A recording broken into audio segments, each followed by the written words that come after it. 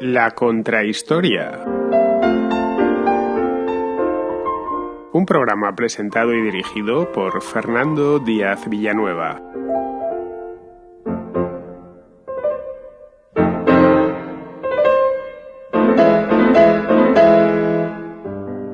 Mediado el siglo XVIII, en pleno reinado de Fernando VI, se planteó la posibilidad de crear una red de canales navegables que recorriesen el norte de Castilla para comunicar las zonas de gran producción cerealística con los puertos del Cantábrico.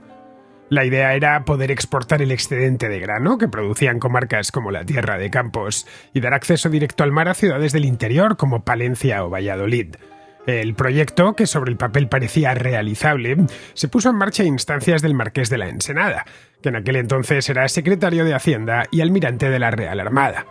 Las obras del que pasó a llamarse Canal de Castilla dieron comienzo en 1753 al norte de Palencia, tomando el agua del río Carrión, un afluente del Pisuerga que posee un respetable caudal.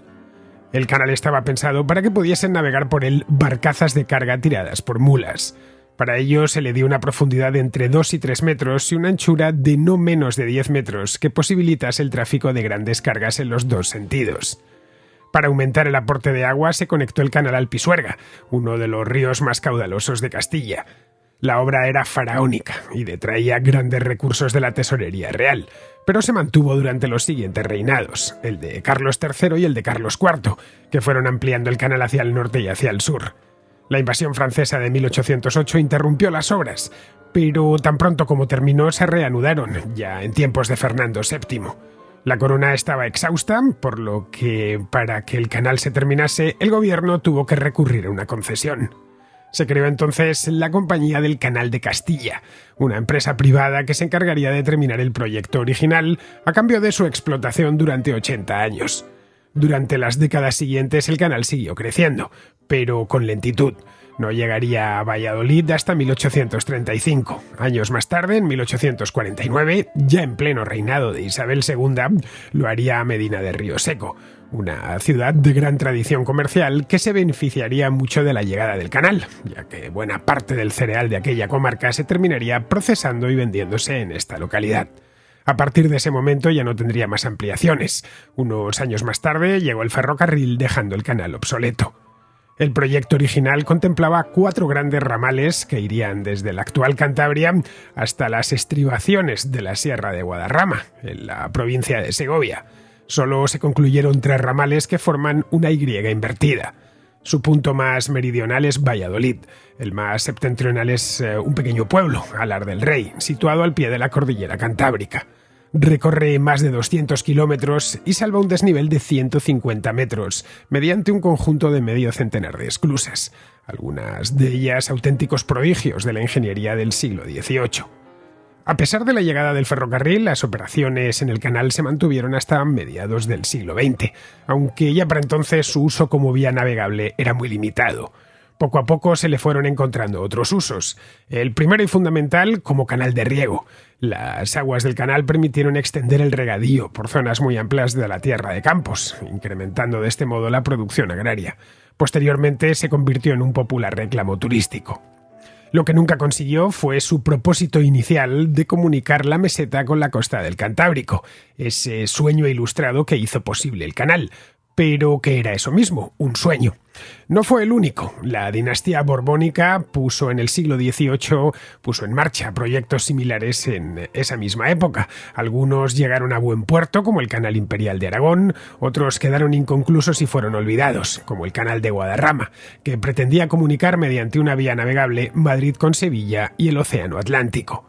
Pues bien, para hablar sobre este interesantísimo tema hemos venido Alberto Garín y yo hasta el Canal de Castilla. Lo hemos recorrido en buena parte y nos hemos sentado a grabar esta contrahistoria en un antiguo molino reconvertido en hotel junto al mismo canal. Trataremos de desentrañar las razones que empujaron a los monarcas ilustrados a emprender semejante empresa y entender por qué era una obra condenada al fracaso.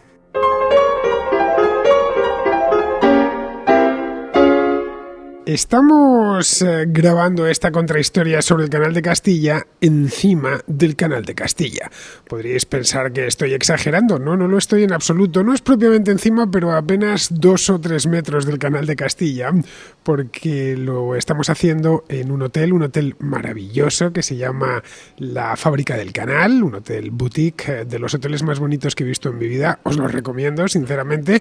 No tanto porque estemos aquí alojados Alberto y yo y nos estén tratando como auténticos marqueses, sino porque es precioso.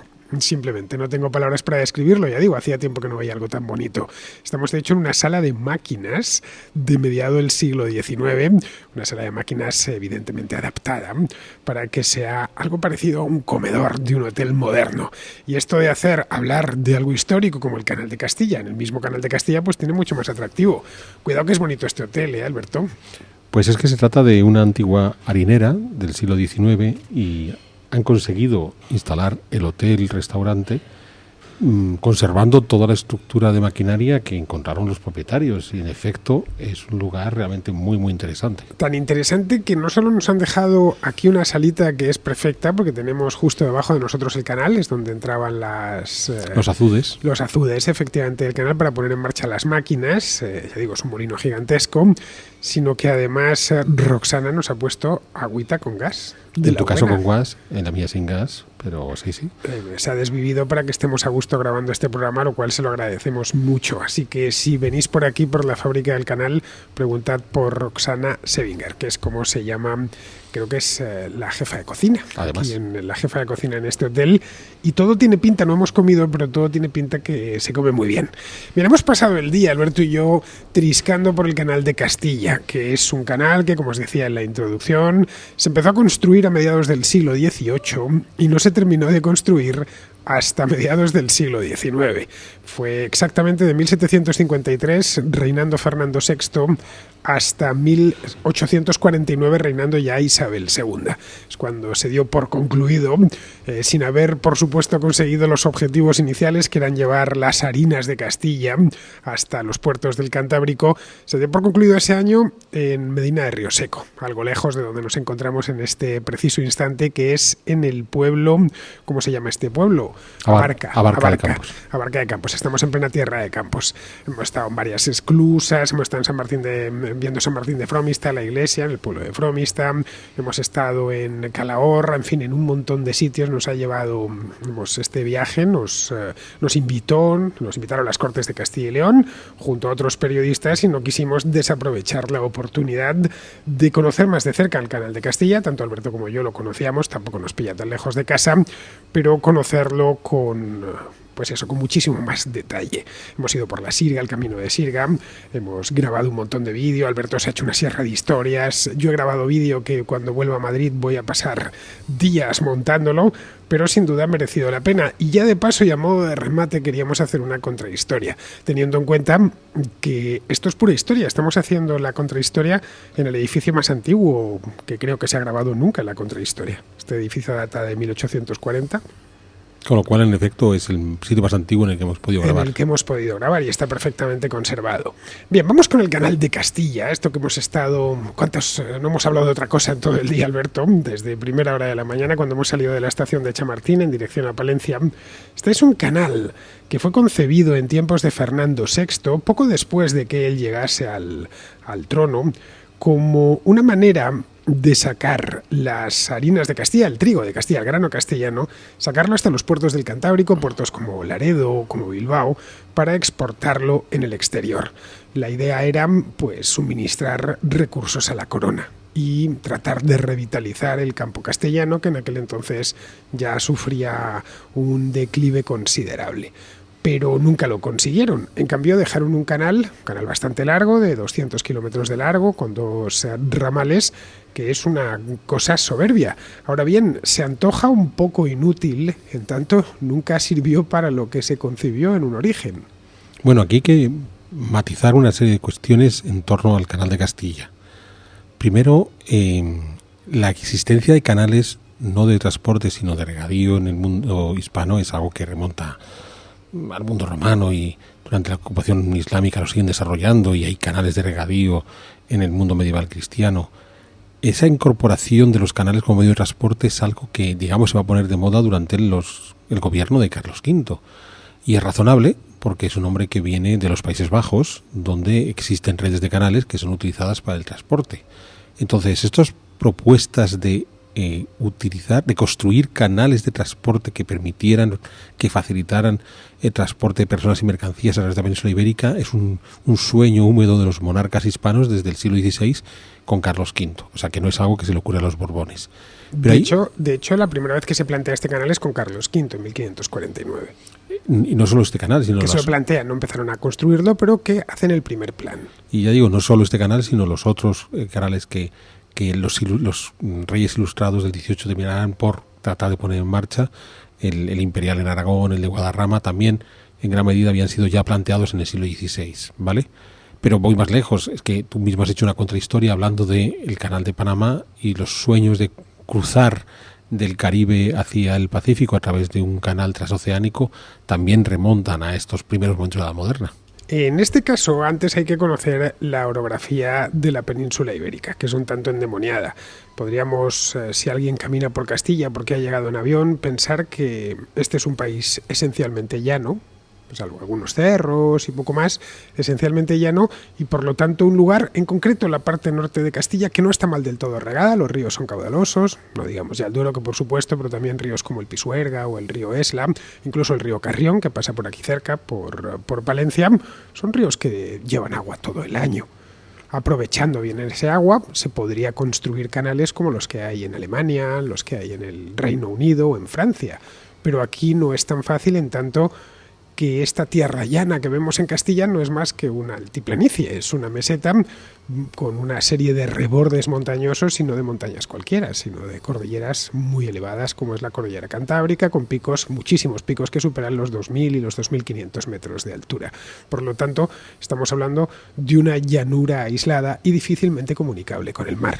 Sí, porque claro, con la mente que podían traer los flamencos de Carlos V de la forma de mejorar el transporte en el interior de Castilla y de Aragón es construyendo canales, ellos vienen con el planteamiento de Países Bajos donde no tienen una orografía compleja y grandes llanuras, entonces esa dificultad inicial no existe. Pero vayamos más lejos, es que incluso aunque la mayor parte del canal de Castilla que se desarrolló en el sector en principio más sencillo, porque va a ser la planicie de provincias de Burgos, de Valladolid o de Palencia. Incluso estamos, que la tierra de Campos, que eso es como un plato. Pero incluso ahí hay ciertas dificultades orográficas. Al final sí hay un desnivel, o sea, desde que tú dejas el piedemonte del Cantábrico al norte de Palencia o de Burgos hasta que bajas hasta el Valle del Duero, en torno a Valladolid, sí que hay una serie de... Ya no solamente es la inclinación natural de esa submeseta norte, sino que por el camino hay una serie de colinas que van surgiendo y que inevitablemente habrá que sortear. Por supuesto, el camino natural es donde se hizo el Canal de Castilla, que es el Valle del Pisuerga. De esa manera evitabas, por ejemplo, los Montes Torozos o cualquier otra colina intermedia que te puedas encontrar.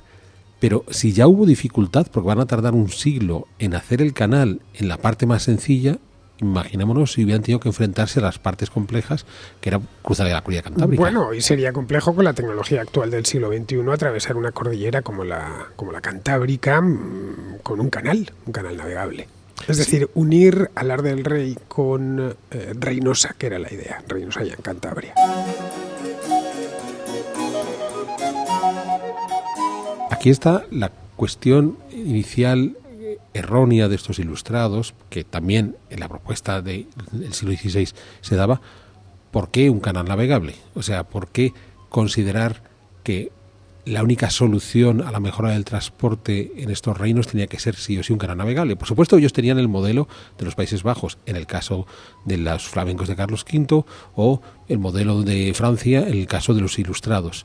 Pero quizás con la cantidad de dinero y tiempo que invirtieron en hacer un canal que nunca llegó a ser navegable, realmente navegable, lo que ellos querían, a lo mejor podrían haber mejorado sencillamente los caminos de otra manera, y al final habrían conseguido unos caminos de calidad, dado que la posibilidad de un canal navegable no era viable. El proyecto se puso en marcha, como os decía antes, a mediados del siglo XVIII, poco después de que Felipe V muriese, le heredase su hijo Fernando VI. Fernando VI llegó al trono en 1748, si mal no recuerdo, y no reinó demasiados años, apenas, no, 1746.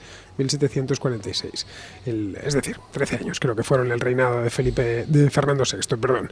Y en aquel momento uno de los ministros de Fernando VI, el marqués de la Ensenada, que traía grandes planes, le propuso al monarca realizar este canal. Y no era un canal, eran 4 canales. La obra original hoy sería ambiciosísima, que comunicasen tal cual el mar Cantábrico con la localidad del Espinar, muy cerca de Vegas de Matute, por cierto. Eso es, en la provincia de Segovia. Hemos de pensar que en todo este proyecto los 4 ramales, que en realidad serían, cuando hoy vemos el canal de Castilla, es esa famosa Y invertida constituida por los 3 ramales, el que termina en Medina de Río Seco, el que termina en Palencia, Valladolid, y el que iría hasta Alar del Rey en el norte, pues el 4º ramal sería el que habría bajado hasta el Espinar en Segovia. ¿Por qué queremos hacer esos canales? Porque en realidad ya no es una cuestión solamente del transporte, y tú lo has contado antes, es un problema del análisis que los ministros de este rey ilustrado hacen de la economía de Castilla. Entonces ellos encuentran que hay una economía que no se está desarrollando de forma apropiada y que consideran que el problema que esa economía tiene es que, aunque puedan tener una buena producción, en este caso de cereales, no son capaces de sacarla. Aquí es muy curioso porque hay algo que va a marcar estos gobiernos ilustrados, no solo los tiempos de Fernando VI, sino también en los de Carlos III, que incluso es algo que en el caso del otro gran canal que van a iniciar estos ilustrados, el canal imperial en Aragón, va a ser algo muy marcado. La necesidad, porque en el caso del canal imperial, más allá de que sea navegable, pronto empiezan a abrir el debate del regadío. Al regar podemos poner en explotación determinadas tierras que no se están explotando desde el punto de vista agrario, pero sí desde el punto de vista ganadero. Y es una obsesión que van a tener estos reyes ilustrados, y Carlos III más aún con sus ministros ilustrados, de combatir la ganadería. Ellos consideran que la ganadería es algo contraproducente y que tienen que acabar con ella, y es tan fácil como yo lleno España de regadíos y al día siguiente esto va a ser un vergel. Entonces, claro, ya el análisis de partida, ese análisis económico que hacen de la situación política de los reinos de España, a lo mejor es inapropiado. Entonces, si ya hemos hecho un diagnóstico que es inválido, pues la solución que le vamos a poner en marcha tampoco va a funcionar. Este no es, como dice Alberto, el único canal que se pone en marcha en aquellos años, en la segunda mitad del siglo XVIII, en paralelo al canal de Castilla, aunque un reinado posterior, el de Carlos III, se inicia el canal imperial de Aragón. Un canal que, por cierto, se sigue utilizando, aunque allí no se planteó, se planteó en origen que se navegase, pero abandonaron la idea rápido. Y luego ya posteriormente, a finales del reinado de Carlos III, ya casi entrando en el de Carlos IV, en 1785, empezó un tercer canal. Por cierto, todos los parió la misma mente, la de Carlos Lemaur, un ingeniero francés que fue llamado por el marqués de la Ensenada, Francia. Él había construido, era un gran ingeniero de canales, uno de los mejores del siglo XVIII. Terminó ya casi nacionalizándose español. Se le conoce, de hecho, por su nombre en español, Carlos, y no, ¿cómo se dice Carlos en francés? Charles, ¿no? Charles. Bueno, pues no ha pasado la historia como Charles, sino como Carlos Lemaur. Y este hombre es el que empezó estos 3 canales, de los cuales el que nos ha quedado con cierta productividad es el Imperial de Aragón, que ha tenido ampliaciones y mejoras de todo tipo, y ha quedado como un resto de otra época el canal de Castilla. El de Guadarrama ya se terminó, se empezó y poco después se abandonó. Bueno, el canal de Castilla sí que ha tenido una derivada que no era la que se concibió de partida, porque no... Se aragonizó en cierta medida. Se aragonizó, o sea, se ha convertido esencialmente en un canal de regadío que en un momento dado, y todavía en algunas circunstancias hoy, permitió el desarrollo de una industria interesante por la fuerza del agua para mover molinos. Entonces pensemos sobre todo en industrias harineras. Lo curioso es que estamos hablando de 3 proyectos que se ponen en marcha en el plazo de 30-35 años, a pesar de que el primero es el canal de Castilla. Ya de inicio se vieron todas las dificultades en la construcción, técnicas, en la falta de dinero, y a pesar de que no funcionaba, lanzaron la segunda propuesta, que es el Canal Imperial de Aragón, que en principio trataba de comunicar el Cantábrico con el Mediterráneo.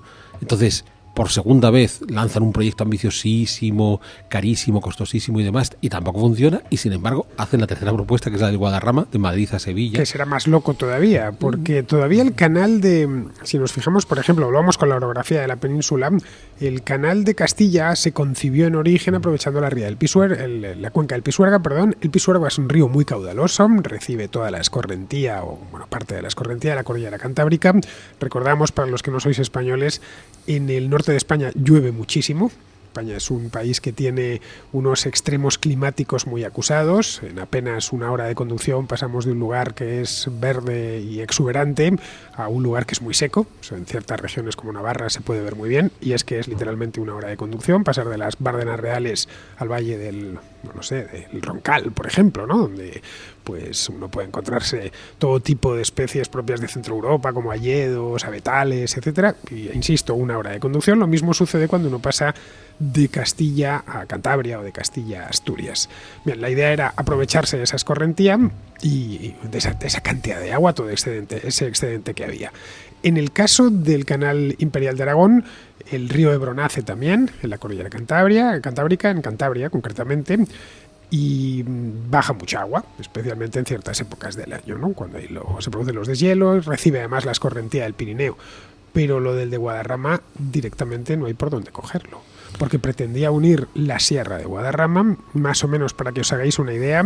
Lo único que se construyó realmente, que fue la presa de Gasco, que sigue, por cierto, en pie, se concibió como la presa más alta del mundo, está cerca de lo que hoy es Galapagar, más o menos, y pensaba llegar hasta Sevilla. Hasta Sevilla. Atravesando tres cuencas hidrográficas. La del Tajo, la del Guadiana y la del Guadalquivir, y los montes de Toledo más Sierra Morena. Eso es, porque al menos el Canal Castilla, en su concepción original de Alar del Rey hasta el Espinar, es dentro de la misma cuenca hidrográfica, es la del Duero. O sea, lo único que tienen que hacer es ir uniendo del Valle del Pisuerga al propio Valle de Duero, hasta bajar al Valle de la Daja, para después retomar el Valle del Eresma hasta llegar a la cordillera, hasta la cordillera sistema central.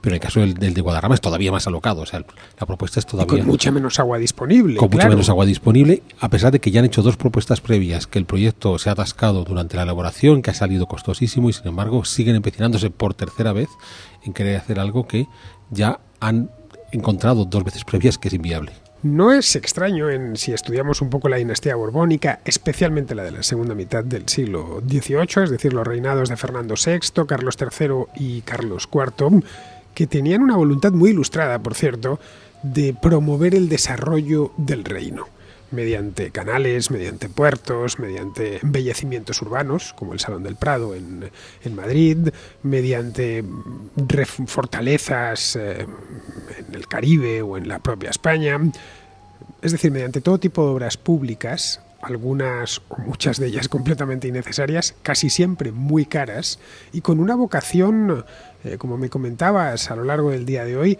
una vocación casi de servicio público, ¿no? De esto va a ser por el bien del pueblo. Sí, porque al final los monarcas previos a los ilustrados del siglo XVIII, por supuesto que despilfarraban y mucho en construcciones áulicas, en sus palacios o en las fundaciones religiosas completamente desmedidas que podían poner en marcha. Pero al menos no se justificaban a sí mismos diciendo, no, lo hacemos por el bienestar del pueblo, no. Esto lo hago porque yo quiero demostrar mi prestigio, quiero salvar mi alma o el alma de mi familia.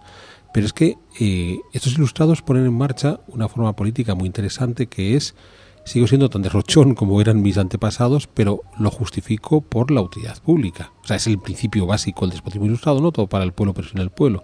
Entonces, insisto, hacemos un mal diagnóstico de la situación económica de los reinos de España, planteamos una solución inapropiada para ese mal diagnóstico, invierto muchísimo dinero, el proyecto no termina por funcionar, y sin embargo hoy se mira con ciertos ojos positivos. Esta gente que sí se preocupaba por el progreso del país. No es tan extraño, Alberto. No, seguimos en el mismo ciclo intelectual que el de la Ilustración. Porque ellos han pasado crearon 200 y pico años, pero seguimos insertos en el mismo ciclo.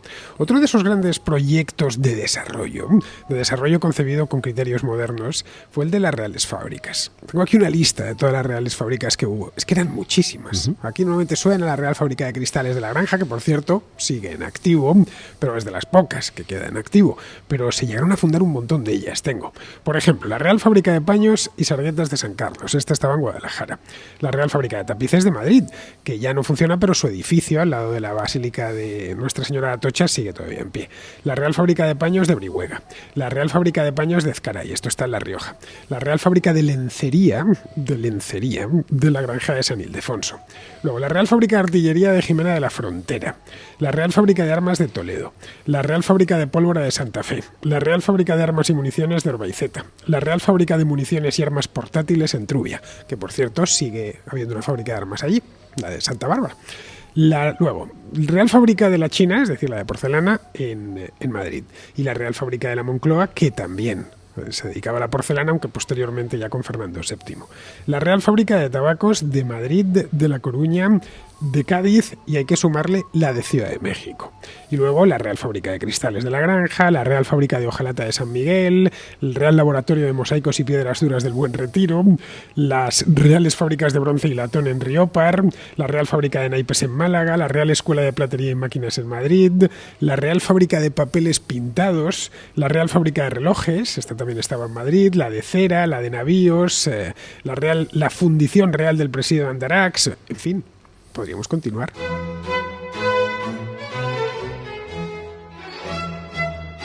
Has comenzado por la fábrica. Ni el INI en sus mejores momentos llegó a tener tantas fábricas. Has comenzado por la de Paños de San Carlos de Guadalajara. Tuve ocasión de estudiarla hace años en la documentación de archivo.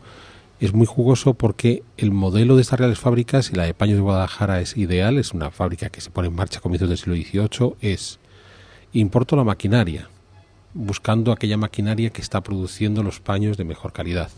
A continuación importo la mano de obra que es capaz de manejar esa maquinaria. O sea, no incentivo que las industrias tradicionales textiles que tengo dentro del país sean ellos los que busquen una mejora técnica en la maquinaria. No, importo directamente, lo traigo, lo coloco, traigo esa mano de obra. En este caso, la maquinaria venía de los Países Bajos y se buscan neerlandeses católicos, que ya es difícil encontrar, ¿vale? Pero se consiguen neerlandeses católicos que, desembarcados en Guadalajara, incluso tienen mala relación con los guadalajareños. En el archivo de Simancas había historias pues casi novelescas, ¿no? De peleas entre los foráneos y los locales que terminan acuchilladas entre ellos, con lo cual algunos de estos foráneos terminan por regresar a su país y hay que buscar locales que más o menos hayan entendido cómo funcionan las máquinas para que las pongan en marcha. Y yo recuerdo, consultando toda aquella documentación en Simancas, adjunto a las cartas que el director de la fábrica enviaba a los diferentes ministros a Madrid, estaban las pruebas de tela. O sea, esto es lo que hemos conseguido producir.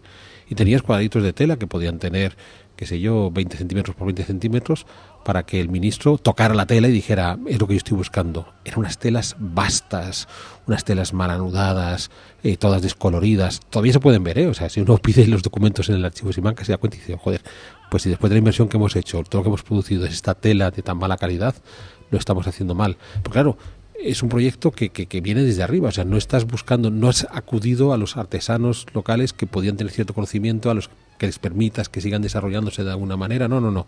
Has decidido traerte todo el equipo desde algún lugar, a ver si aquello funciona, no funciona y adelante con ello. Entonces, estamos en ese modelo ilustrado de, bueno, en el momento que yo dispongo de fondos y justifico que los voy a utilizar por el bienestar público, aunque el resultado final no llega a ningún sitio, el día que hago la inauguración la gente dice, oye, el rey parece que está haciendo algo. Claro, estamos hablando de una serie de formas de política que los contraescuchas podrán decir, esto me suena mucho al mundo contemporáneo, pero es que somos hijos de la ilustración, de esa ilustración, o sea, tenemos esa visión hiperpositiva de la ilustración. Ilustración es esto, precisamente esto. Con la Real Fábrica de Relojes de Madrid sucedió algo similar. Los reyes y las clases altas eran ya en el siglo XVIII muy aficionadas a contar con relojes de la mayor precisión posible, relojes que no eran todavía de pulsera, pero sí relojes de bolsillo, y se aprovisionaban de ellos en el extranjero, así que decidieron montar una fábrica desde arriba.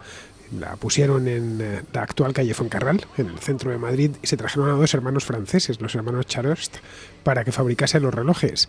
Pero no fueron nunca grandes relojeros, por lo menos en Madrid, y terminaron cerrándola, cuando vieron que aquello era una industria complicada y difícil, porque junto a eso no favorecieron, por el contrario, que apareciesen empresas privadas. Uh-huh. Sí, ese es el problema. Entonces hacer un mal diagnóstico y aplicar la peor solución posible. Entonces, si regresamos al Canal de Castilla, de nuevo, la idea de, que es lo que al final ha terminado por consolidarse tanto en el Canal de Castilla como en el Canal Imperial de Aragón, de poder meter el agua donde sí hay de forma abundante, a donde no hay, esa es buena, pero no es lo que estaban buscando. O sea, es algo que hemos de insistir. Hoy el Canal de Castilla como el Canal Imperial son eminentemente canales de regadío.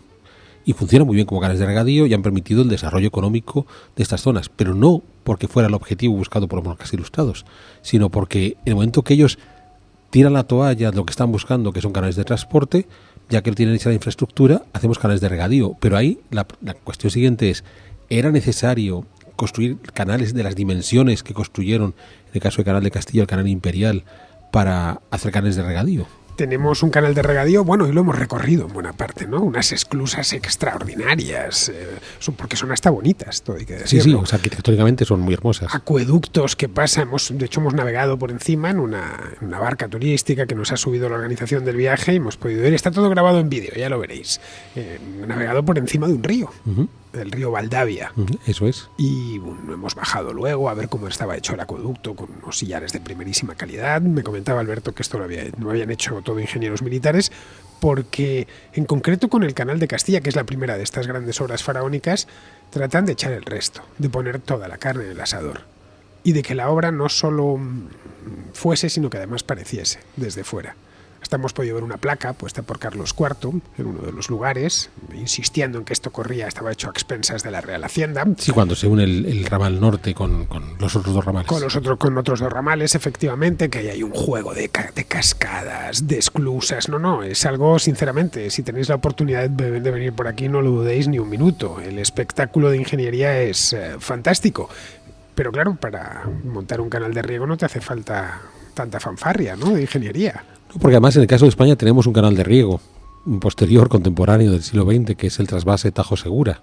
Entonces, si vamos con el metro en la mano y medimos el ancho, el profundo, la manera de salvar los desniveles del trasvase Tajo Segura y los comparamos con los del Canal de Castilla, nos damos cuenta que en el Canal de Castilla, si hubiera sido concebido, que no es el caso, como canal de riego, estaba claramente sobredimensionado. Entonces, de nuevo, hoy sí hay un aprovechamiento positivo de estos canales ilustrados, pero después de una inversión que fue muy superior a la que hubiera sido necesaria si desde el día número 1 hubieran pensado en hacer canales de riego. Cuando se hace la historia de este canal, que yo entiendo que a las gentes de esta zona pues se tenga mucho amor, cualquiera que conozca el Canal de Castilla se enamora de él porque es que es francamente bonito. En mitad de este llano interminable que es, por ejemplo, la Tierra de Campos, pues encontrarte un canal que está flanqueado por árboles a los dos lados, con sus caminos de sirga, está perfectamente conservado, es un lugar magnífico para montar en bicicleta, es decir, todas las cosas buenas que diga el Canal de Castilla me quedo corto. Pero si este mismo canal lo hubieran hecho, digamos, más pensando en el uso final, hubiera sido muy distinto. Hubiera sido un canal completamente diferente. Seguramente más estrecho, más concebido para llevar el agua a las parcelas adyacentes, que hoy evidentemente vía una serie de acequias los han llevado. No, donde quiero llegar es al siguiente sitio. Si cuando hicieron el canal, en aquel momento, su planteamiento era navegar, era mover mercancías, concretamente harina o trigo, desde la zona donde estamos, la Tierra de Campos, que es una tierra cerealística, hasta los puertos del norte para poder exportarlos.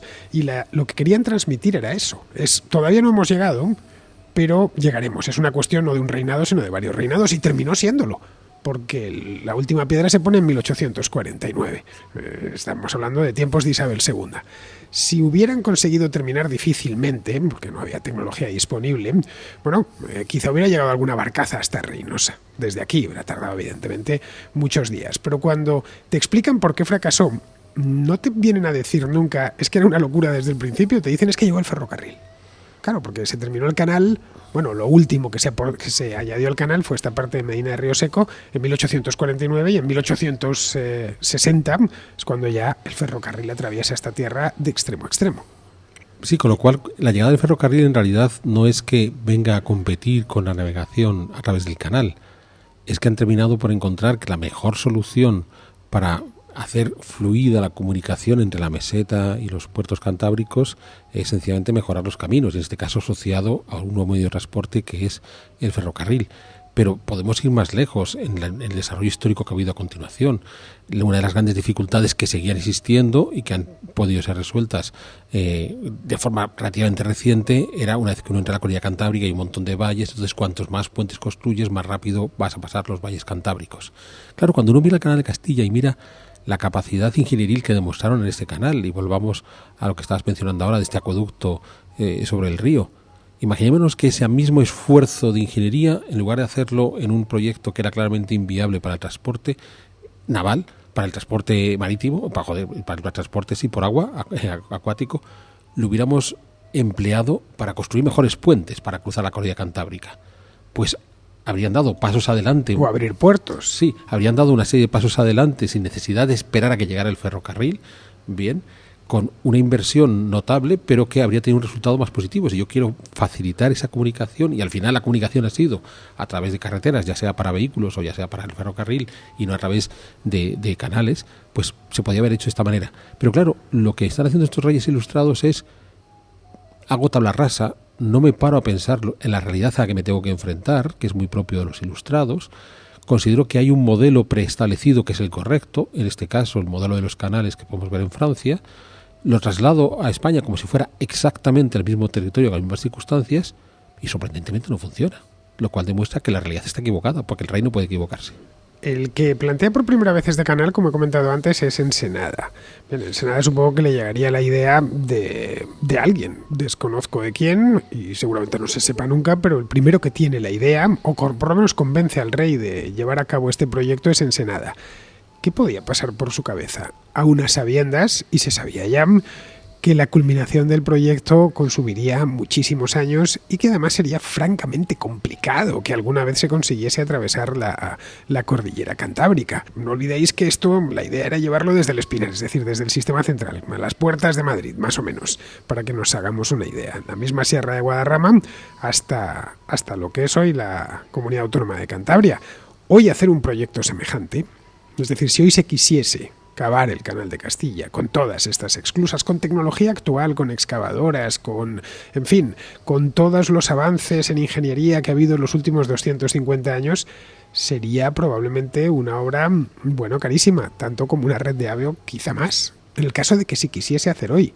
Mira, en el caso de que alguien lo propusiese un gobierno, habría que preguntarse, bueno, ¿realmente qué se busca con esto?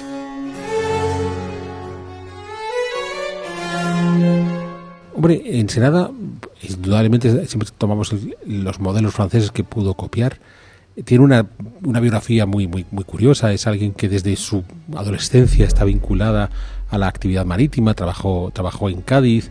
Ya como ministro es alguien que vive permanentemente obsesionado por mejorar la marina. O sea, es alguien que estas cosas de la navegación le gustan mucho, ¿vale? Solo que, claro, él había planteado la navegación a partir de Cádiz para lanzar los barcos al Atlántico, y lo que se obsesionó es, oye, si consigo que esos barcos lleguen hasta el interior, de modo que si rastreamos la propia biografía del Marqués de la Ensenada podemos entender por qué esa obsesión por la navegación.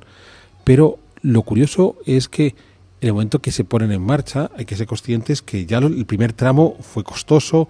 La obra se va a interrumpir casi de manera inmediata, van a hacer unos pocos kilómetros, van a estar unos cuantos años sin continuar la obra porque se para hasta 1759, ahí vuelven a reanudar la obra, a pesar de todo avanzan realmente muy despacio en la construcción de los diferentes ramales, no van a conseguir unir el ramal del norte con las otras dos partes de la Y hasta 1791, o sea, estamos hablando de periodos de tiempo larguísimos donde ellos saben que es costosísimo, que hay grandes dificultades, y cuando ya han entendido que el canal de Castilla es de una dificultad extrema y que probablemente no va a llegar a ningún lado, justo en ese momento es cuando dicen, pues vamos a hacer exactamente lo mismo en Aragón y en la meseta sur. Ya está. Bueno, voy más lejos.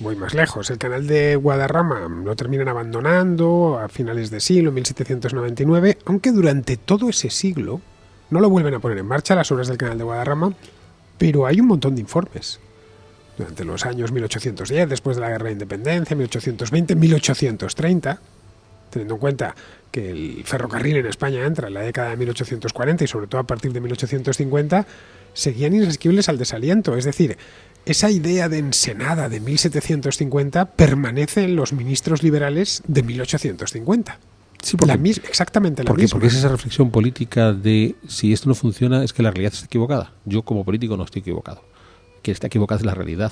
Entonces es muy curioso porque, de nuevo, estamos haciendo esta reflexión a partir de un contexto político que suele ser valorado de una manera muy positiva, que son los gobiernos de los monarcas ilustrados y muy especialmente Fernando VI y Carlos III, con este tipo de iniciativas políticas donde decían no va a funcionar, o sea, planteo esto, lo pongo en marcha, me doy cuenta que no está funcionando y a pesar de todo, insisto, no solamente en el que estoy, abro nuevos proyectos, siguen fracasando estos proyectos y sin embargo me empezaron a hacer algo que no se puede. ¿No crees que habría algo de complejo de inferioridad ya entonces? Estamos hablando de mediados del 18 con respecto a otros lugares de Europa. De si estos canales los están abriendo en Inglaterra con gran aprovechamiento. En Inglaterra, como es bien sabido, tienen agua por castigo, ¿no? No hay muchísimos ríos, todos con mucho caudal y es un país esencialmente llano. O los están abriendo en ciertas zonas de Alemania o en la propia Francia. Aquí también los tenemos que abrir. Sí, puede haber ese complejo de inferioridad. Y de querer emular.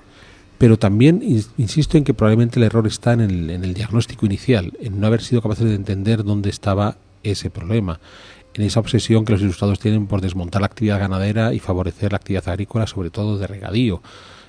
Claro, cuando en 2023 la mayor parte de la meseta castellana está ampliamente despoblada, uno se da cuenta que si hay algo para que puedan servir esas tierras hoy, en 2023, es para poner ganado criado de manera extensiva. Bueno, para lo que lo utilizaron nuestros antepasados. Hasta que llegaron los ilustrados y dijeron que no. O sea, los antepasados de la península ibérica durante miles de años lo utilizaron para eso, llegaron los ilustrados y dijeron nosotros somos más listos que nadie, vamos a cambiar esa estructura económica. Lo hemos intentado durante 2 siglos y pasados 2 siglos hemos dado cuenta que hemos metido la pata y a lo mejor la alternativa es volver a lo que teníamos previamente, porque de nuevo, insisto, es un problema en el diagnóstico inicial. O sea, cuando estamos entendiendo qué es lo que el Marqués de Ensenada quiere hacer en el Canal de Castilla es necesito un método de transporte rápido para sacar el cereal a los puertos cantábricos y así poder venderlos al resto del mundo. Bueno, puede ser un complejo de inferioridad querer emular esos canales que hay en el norte de Europa, o sencillamente no se dan cuenta de que ¿por qué no generar un método de transporte alternativo que sea más eficiente? Voy más lejos. Si te fijas, querían acabar con los aprovechamientos ganaderos aquí y decidieron tener un canal para poder ir sacando y que, pues, si consigues mercados para tu grano, evidentemente se cultivará más grano porque se vendrá mejor en el extranjero, ¿no? Teniendo en cuenta que ya se vendía muy bien la lana castellana y se llevaba siglos vendiendo muy bien. Pero curiosamente, bueno, me lo has comentado tú en más de una ocasión, que hemos cruzado Castilla en tren y hoy nos lo han vuelto a comentar los guías que llevamos, que buena parte de los cultivos que riega el Canal de Castilla son cultivos ganaderos. Sí. Son alfalfa y... O son cereales para producir el pienso para los animales. Es decir, que al final lo que está haciendo es dar de comer a los animales, de manera indirecta. Eso es. O sea, estamos volviendo al modelo previo a este mundo ilustrado. En cualquier caso, si seguimos avanzando en la historia del Canal de Castilla, es muy jugoso porque ya hemos dicho que desde mediados del 19 encuentran que hay una alternativa al transporte, que es el ferrocarril, que claramente es mucho más eficiente que lo que ellos ni siquiera han logrado terminar de construir, porque claro, pensemos que los tramos más largos pues pueden ser uniendo de punto a punto, no con los diferentes ramales, no en la totalidad del canal.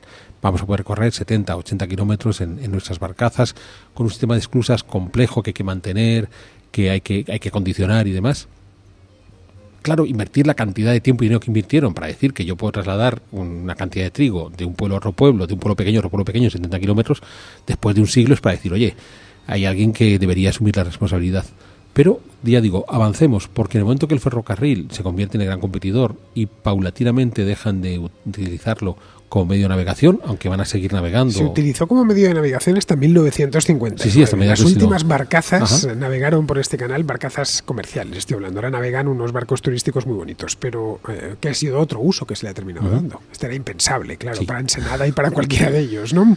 Pero vamos, hasta el año 59 estamos hablando de 2 siglos, más de 2 siglos de utilización. Pero a un nivel tan local. Pero quiero decir, más allá de eso, lo que sí rápidamente no, porque tardaron un siglo en darse cuenta, es que podían aprovecharlo como fuente de regadío y eso sí va a permitir una mejora notable en la geografía por donde cruza el Canal de Castilla. Es algo que de nuevo tú y yo hemos debatido las veces que nos ha tocado viajar por estas tierras, sobre todo cuando vamos a Santander. Ese debate que yo te digo, pues chica, qué buenas tierras tiene esta gente. Claro, son buenas tierras porque hay agua, y hay agua porque está el canal. Bien, pero lo que también contábamos al comenzar el programa del aprovechamiento industrial que se hizo del Canal de Castilla. Bueno, ¿dónde estamos? Este hotel donde estamos. Este hotel donde estamos. La fábrica del canal es que es una fábrica encima del canal. Y que además es un buen ejemplo, de nuevo, frente a esa sensación que podemos tener de una España que es incapaz de industrializarse mientras el resto de Europa se industrializa. Cuando uno visita hoy el Canal de Castilla se da cuenta de que sí se podía industrializar, y estas fábricas que se van a vincular al Canal de Castilla tienen la energía necesaria para que las son fábricas privadas. Son fábricas privadas. Es todo iniciativa privada. Eso lo es. Que se apuesta al lado de esos galpones que encontramos, almacenes, etcétera, esta misma fábrica es pura iniciativa privada de gente de estos pueblos. Sí, entonces claro, hoy que nos han enseñado el hotel, aparte que conservan de la harinera, es muy jugoso, porque estamos en ese proceso de industrialización. Siempre tenemos la imagen de la transición industrial del molino tradicional al molino contemporáneo, como si no hubiera pasado nada por el camino, y en este hotel es muy visible esa transición, porque te vas a encontrar cómo dejan de utilizar los molinos tradicionales con unas ruedas de unos pesos formidables, que claro, la cantidad de agua que entra para mover ese molino lo que permite es mover solo un molino, y lo van a sustituir por estructuras más ligeras que permiten que el eje que hace que giren todos esos molinos sea mucho más elevado. De ahí que estas fábricas harineras de mediados del 19 en adelante sean muy altas, porque donde antes tenías un eje para un solo molino, ahora puedes colocar en ese mismo eje una superposición de estructuras. Entonces vas descascarando el grano, lo vas moliendo, lo vas enviando a las tolvas para meterlo en costales. Bueno, todo ese proceso se puede ver aquí. Entonces es curioso porque es una consecuencia no prevista del Canal de Castilla, altamente positiva, y en la que menos ponemos el acento, porque nos sorprende más las esclusas del siglo XVIII como sillares muy bien tallados, y decimos, qué gran obra de ingeniería estos ilustrados, que no sirvió para nada, y no nos ponemos coco a todas estas fábricas harineras, muchas de las cuales han dejado ya de funcionar por cuestiones de mercado, sin darnos cuenta que ahí es donde está la parte positiva del Canal de Castilla, que fue capaz de generar una industrialización en esta región muy interesante.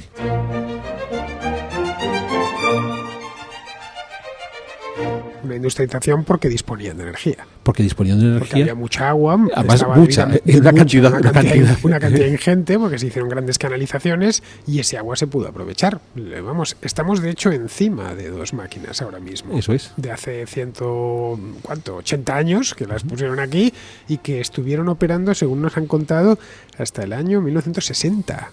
Tuvieron más de un siglo de utilización esta fábrica. Hoy es un hotel boutique maravilloso, pero durante la mayor parte de su historia este edificio ha servido para hacer harina. Sí. Para hacer harina de consumo nacional, sin ninguna idea de sacarla y venderla en Holanda. ¿No? Y que probablemente le permitió tener una vida confortable a los empresarios que pusieron en marcha estos molinos harineros.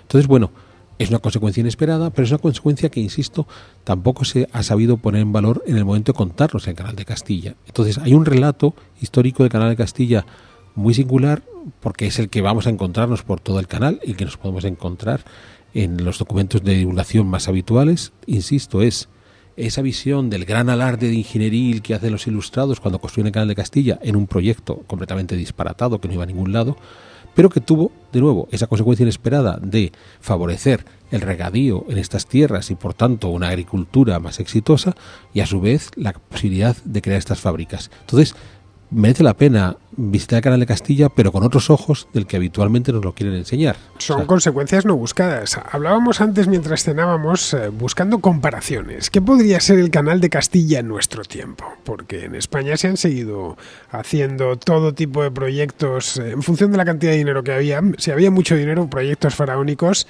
de dudosa utilidad, cuando menos. Y te he comentado el caso del aeropuerto de Ciudad Real, del que tanto se hablaba hace solo unos años, acuérdate, ¿sí? Que al final ha encontrado, creo que acuérdate que iba a ser supuestamente el sustituto, o poco menos el complemento del aeropuerto de Barajas, iba a tener una parada de alta velocidad, bueno, unos planes maravillosos, aunque entonces el aeropuerto de Ciudad Real la iniciativa fue privada, aunque luego cayó en manos, evidentemente, como todas estas cosas, en manos del Estado, y hoy creo que hacen negocio como aparcamiento de aviones o algo así. Sí, pero sin ser tan exitoso como el de Teruel. Pero el de Teruel ya se concibió de esa manera. Es decir, que algunas de estas locuras, gastos locos en infraestructuras, en el siglo XX y parte del XXI en España se han seguido haciendo, entre comillas, canales de Castilla. Sí. Por parte de los gobiernos, muchas veces motivados por un complejo. Y en muchos casos en esa parte de las infraestructuras.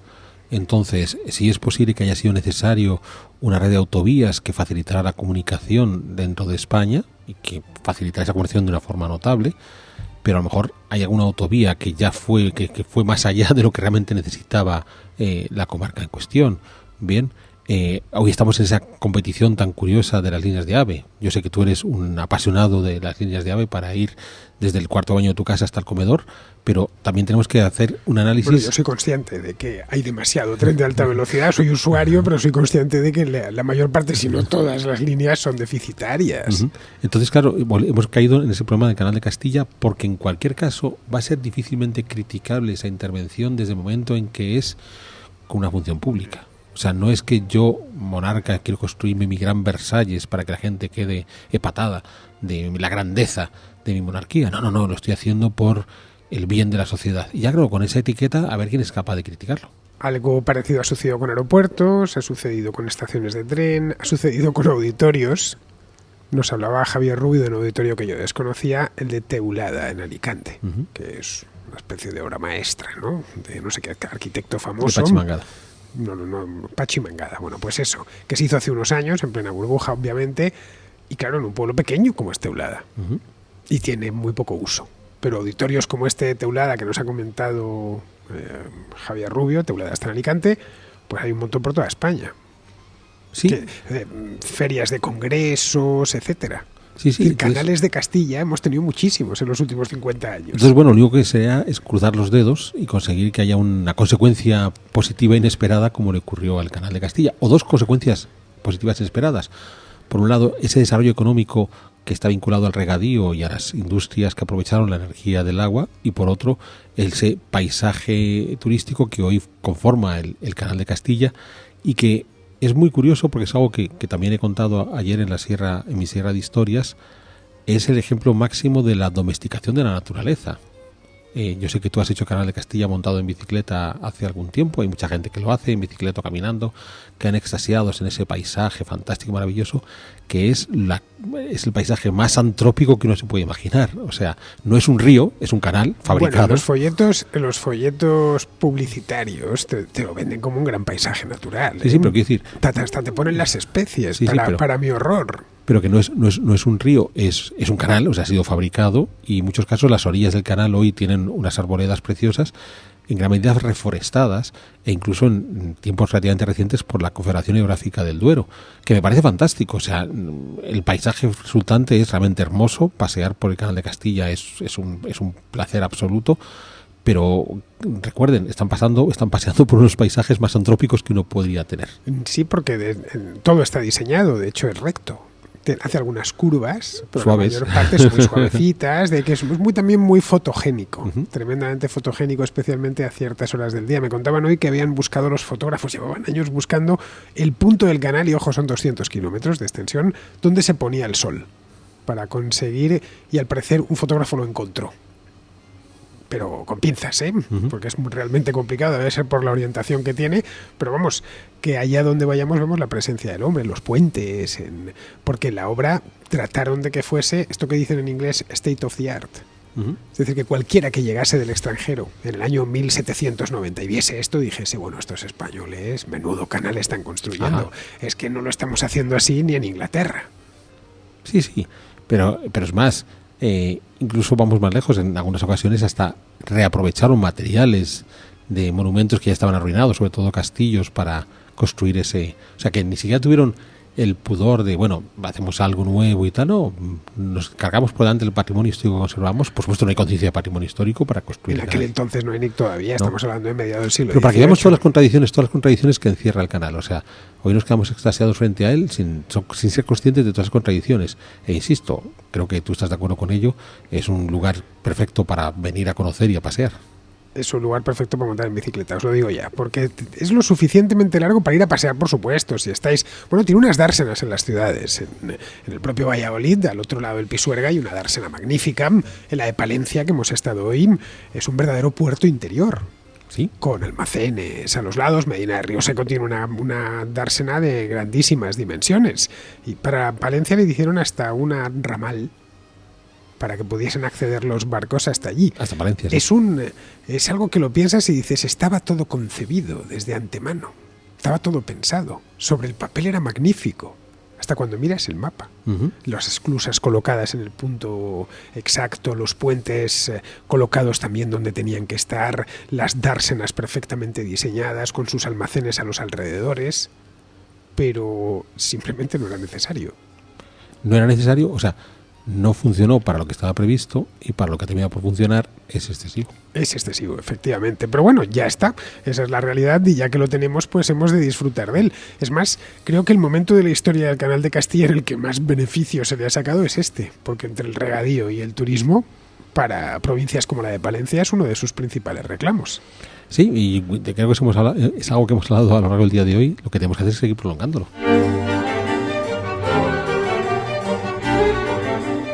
Garín hoy se nos ha venido arriba y me ha dicho allí, no sé en qué esclusa, me dice, yo creo que esto aquí hay muchísima agua, ¿eh? Miraba así el río, porque la verdad es que hay muchísima agua, unas cascadas, agua por todos los lados. Me dice, es que aquí hay mucha agua y allá abajo tenemos mucha menos, entonces lo suyo es seguir prolongándolo. Digo, ¿hasta dónde? Hasta La Mancha, me dice. Hasta Ciudad Real. Hasta Ciudad Real, hasta La Mancha. Es. Vamos a recuperar las talas de Daimiel con agua del Pisuerga. Pero ya en planteamiento riego, ¿no? En planteamiento riego, sí, como el trasvase Tajo Segura. Es decir, sería algo así como este plan hidrológico nacional de hace muchos años que quería llevarse agua del Ebro hasta Murcia y Almería, ¿no? Eso es. Más o menos. Y que provocó todo tipo de controversias y de polémicas desde los diferentes roces. Se terminó cancelando. Desde los diferentes roces entre los gobiernos regionales a todo tipo de críticas por parte de ecologistas y demás, que creo es muy curioso. Lo estaba pensando cuando estábamos preparando este programa. En esta movida que ha habido de desmontar las presas de los ríos porque afectan al curso natural de los ríos y bla, bla, bla, no he escuchado a nadie decir desmontemos el Canal de Castilla para que el Pisuerga recupere la cantidad de agua que siempre tuvo. Sí, pero porque claro, muchos pensaréis, ¿de dónde sale el agua? Del Pisuerga. Pues del río Pisuerga, bueno, y del Carrión también. Sí, en un momento dado se cruza también con el Carrión y le coge agua. Y claro, por cierto, lo hemos grabado en vídeo, como las aguas de los dos ríos con colores diferentes, uno es un poco más turbia y otro un poco más clara, y van paralelas. Por cierto, una singularidad es que cuando termina en Valladolid, el agua sobrante vuelve al Pisuerga. Entonces, sí, claro, porque desemboca, entre comillas, el Canal de Castilla justo al lado del Pisuerga. Eso es. La orilla de la ribera derecha, donde está su gran dársena de Valladolid, y lo que le sobra lo va soltando ahí. Es decir, digamos que lo que hicieron fue un canal paralelo. Sí, hicieron un pequeño atajo al Pisuerga que después terminaron por devolverle el agua. Un poco lo del Canal del Ebro, lo del Imperial. Lo único que el Imperial es claramente más lineal. Sí. Está concebido de manera mucho más lineal. Te ves el Ebro y al lado el Canal Imperial. Sí, pero continuamente el agua del Imperial va a regresar al Ebro. En fin, que creo que como cierre retengamos esta idea.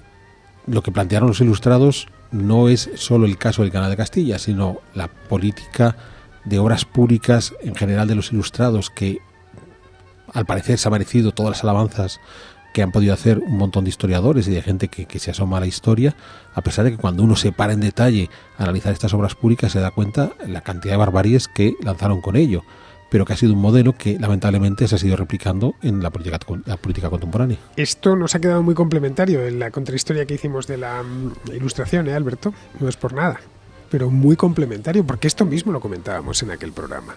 Sí, lo que pasa es que aquí ya esta manera de pensar desde arriba. Pero ya poniendo con un ejemplo muy visible y que cualquiera de nuestros contraescuchas puede tener el placer de venir a comprobar. Así que si venís por el Canal de Castilla, que tenéis que venir al Canal de Castilla, si lo tenéis a mano, de verdad, si estáis en España no lo dudéis. Si no estáis en España y pasáis por España y tenéis el tiempo suficiente, está muy accesible, ¿eh? Se puede llegar a través de tren de alta velocidad, a través del nuevo Canal de Castilla, se puede llegar por Palencia, por la propia Valladolid.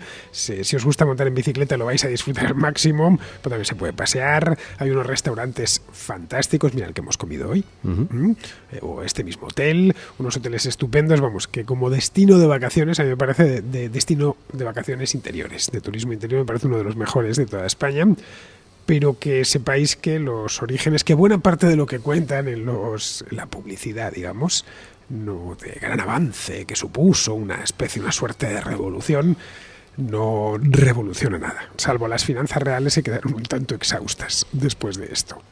Sí, y ya digo, sí que es necesario hacer esa lectura tranquila de lo que nos dan, esa explicación quizás poco meditada de lo que ocurrió aquí. Bien, pues con esto, queridos, vamos a terminar. Terminamos vuelvo a repetirlo, hotel-restaurante, porque aparte es un espacio gastronómico propiamente. Yo, como os he dicho al principio, es de los hoteles más bonitos que he visto en mi vida. Y he visto un montón de ellos, porque tengo ya un porrón de años. Bien, se llama La Fábrica del Canal y lo podéis encontrar en Abarca de Campos. Abarca de Campos esto es la provincia de Palencia, ¿no? Sí, estamos en la provincia de Palencia. Lo digo porque es que el canal cruza 3 provincias. Burgos, bueno, la principal es Palencia. Luego está un trocito en Burgos y también Valladolid. Pero la parte nuclear del canal está en Palencia. Es un lugar fantástico. No os arrepentiréis. Aunque solo sea por ya solo comer aquí y poder ver cómo lo tienen conservado. Toda la antigua maquinaria del molino. Ya merece la pena. No penséis en un molino de la Mancha, es una cosa muchísimo más sofisticada. Bueno, pues nada, muchísimas gracias, Alberto, por habernos acompañado hoy aquí a altas horas de la noche, junto al canal de Castilla. Y pensando que mañana tenemos que madrugar para seguir viendo el canal. Mañana tenemos que madrugar para seguir viendo el canal. En fin, no os digo que lo que quieren es subirnos en globo por encima del canal. Alberto ha dicho ya que no se sube en el globo. Y yo, que en principio no me subo tampoco a los globos, ni nada por el estilo, ni helicópteros, ni nada de eso, lo estoy dudando porque es que, claro, llevo las cámaras y solo pensar en las fotografías que puedo tomar desde arriba, en fin, que no me he decidido todavía, ya lo veréis en el vídeo, si al final mañana me armo de valor y me subo en el dichoso trasto ese. Tú ni te lo planteas, ¿no? Por vértigo, ¿no? Lo tuyo. Sí. Bueno, lo mío es más también vértigo, pero sobre todo por miedo a que se caiga aquello al suelo. Porque claro, si lo piensas, nos estamos subiendo en aviones continuamente. Eso es lo cierto. Pero en fin, pues nada, espero que hayáis disfrutado de esta contrahistoria dedicada al canal de Castilla desde el mismo canal de Castilla. Que os haya, si sois de esta zona y lo conocéis bien, pues espero que os hayamos aportado una nueva perspectiva, una teoría garínida que ha ido desarrollando a lo largo del día. Y si no sois de esta zona, pues si no habéis estado nunca por aquí, cuando vengáis, tengáis elementos de juicio nuevos. Así que nada, muchas gracias por estar al otro lado y os emplazo a que regreséis por aquí en la próxima contrahistoria.